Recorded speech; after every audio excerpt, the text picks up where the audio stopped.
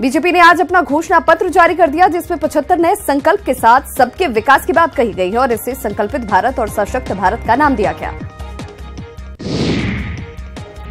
राम मंदिर को लेकर संकल्प पत्र में बीजेपी ने कहा कि राम मंदिर निर्माण की संभावनाओं की तलाश की जाएगी, क्योंकि राम मंदिर का जल्द से जल्द समाधान चाहती है पार्टी।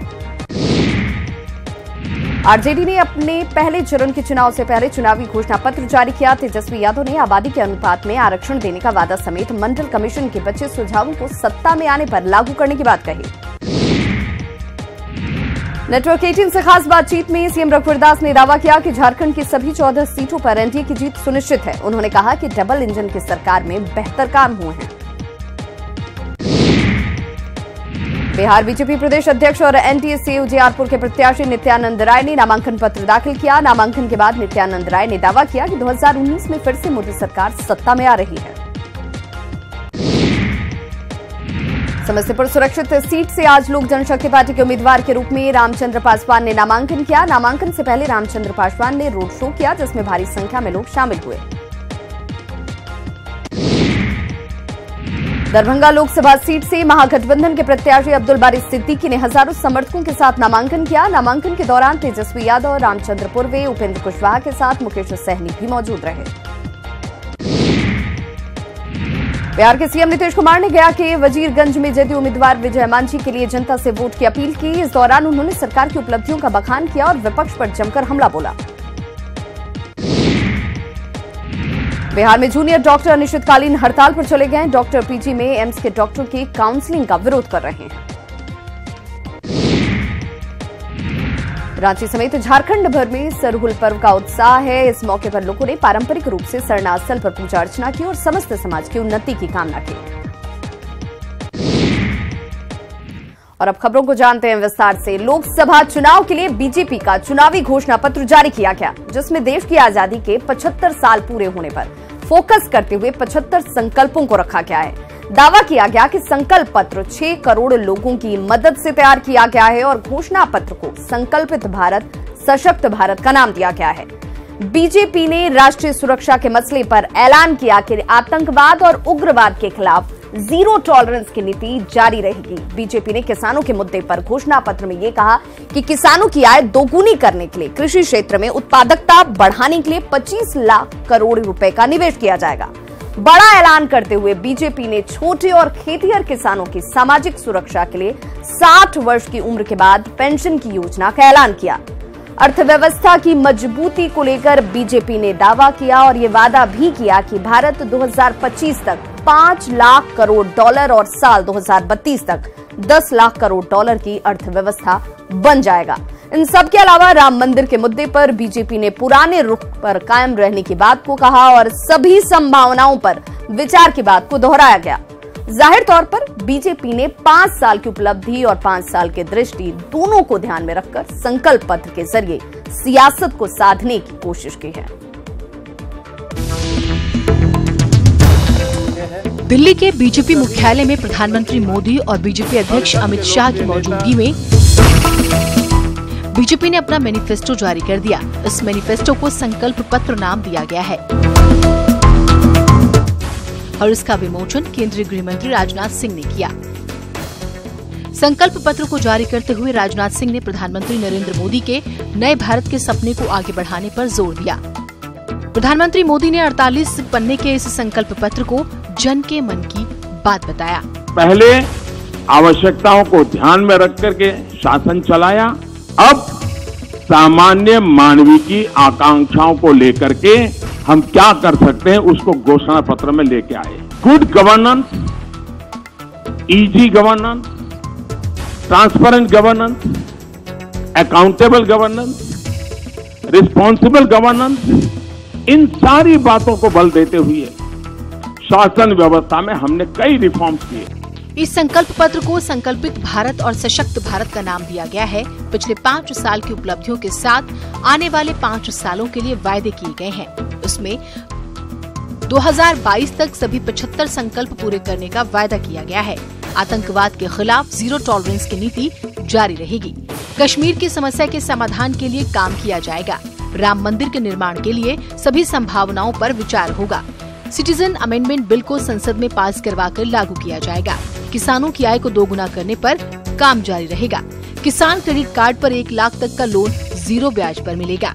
सभी किसानों को किसान सम्मान योजनाओं का लाभ दिया जाएगा। छोटे और सीमांत किसानों को पेंशन योजना का लाभ दिया जाएगा।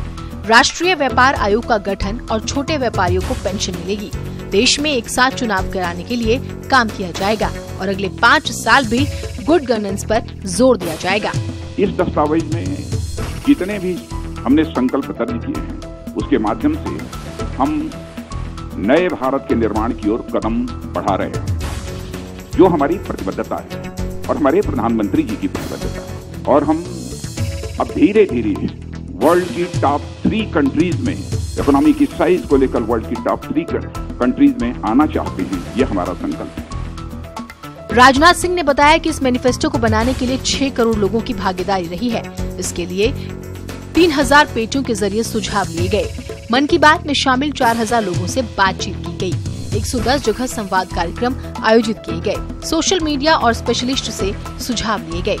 घोषणा पत्र जारी किए जाने से पहले पार्टी अध्यक्ष अमित शाह ने सरकार की उपलब्धियां सामने रखी और कहा कि 5 साल में देश की अर्थव्यवस्था को 11वीं से 6वीं अर्थव्यवस्था पर लाए हैं।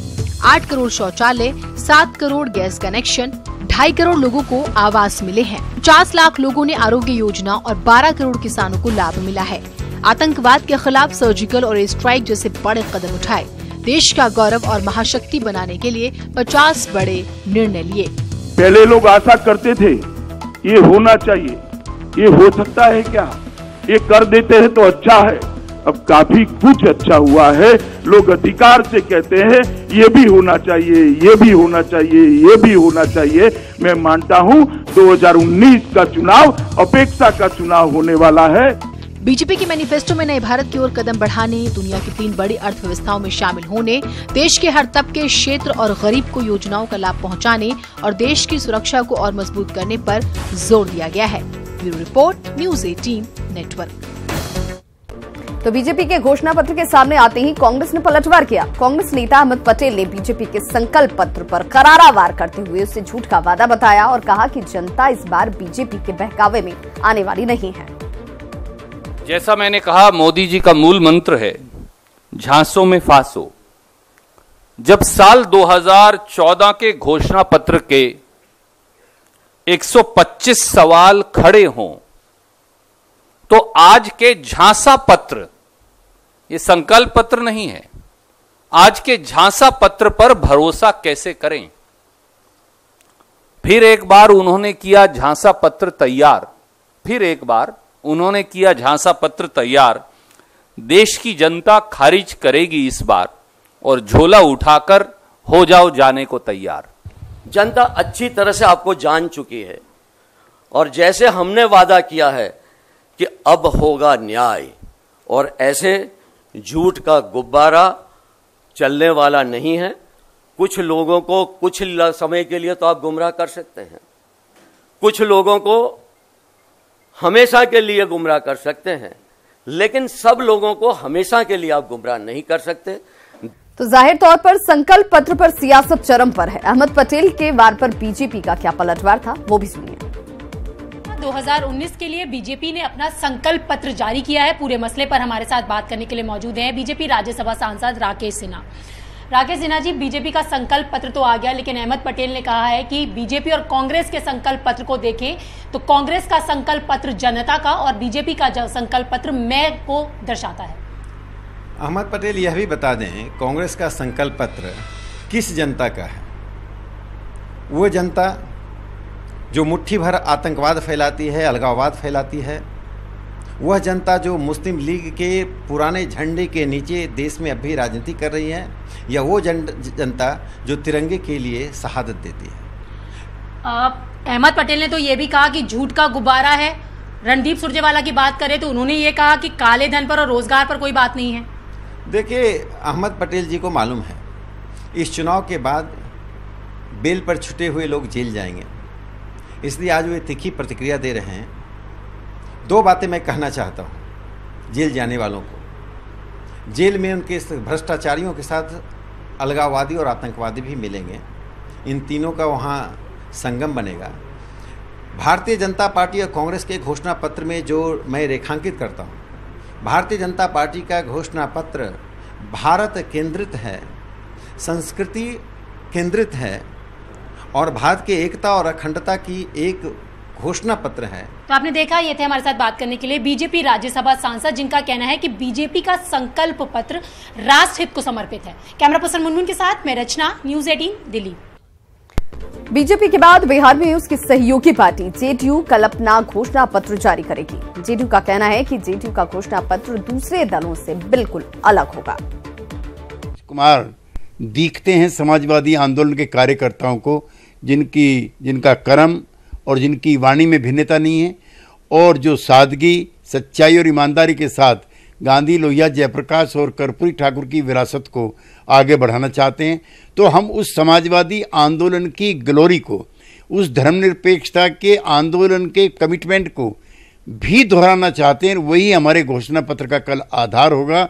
Let us revive the spirit of socialist party of Lohia, JP and Karpoori. तो बीजेपी के संकल्प पत्र के बाद जरूरी हो जाता है ये भी जानना कि इस बार कांग्रेस ने अपने घोषणा पत्र में क्या कुछ वादे किए हैं। जी हां, इस बार कांग्रेस का सबसे बड़ा वादा है न्यूनतम आय योजना का, जिसके जरिए कांग्रेस ने 20% गरीब परिवारों को सालाना 72,000 और 5 साल में 3,60,000 रुपए देने का वादा किया है। ये घोषणा पत्र में 2020 तक सभी खाली सरकारी पदों को भरने का वादा भी किया गया है। पंचायतों और स्थानीय निकायों की बात की जाए तो 10 लाख सेवा मित्रों की नियुक्ति के साथ साथ सरकारी परीक्षाओं और सरकारी पदों के लिए होने वाली परीक्षा से आवेदन शुल्क हटाने का वादा भी कांग्रेस ने अपने घोषणा पत्र में शामिल किया है। मैनिफेस्टो में एक और अहम मुद्दा किसानों और कृषि से जुड़ा हुआ है। राहुल गांधी ने कहा कि वो कृषि क्षेत्र का महत्व समझते हुए रेलवे की तरह अलग से किसान बजट पेश करेंगे। इसके अलावा कांग्रेस ने अपने मैनिफेस्टो में रेलवे के पुराने ढांचे को व्यापक रूप से और आधुनिक बनाने, राष्ट्रीय राजमार्गों के निर्माण को तेजी से बढ़ाने और पूर्वोत्तर राज्यों में भी सड़क और रेल मार्ग को बेहतर करने का वादा किया। जाहिर तौर पर अब 23 मई को ही ये पता चल पाएगा कि किसके वादों पर जनता कितना एतबार करती है।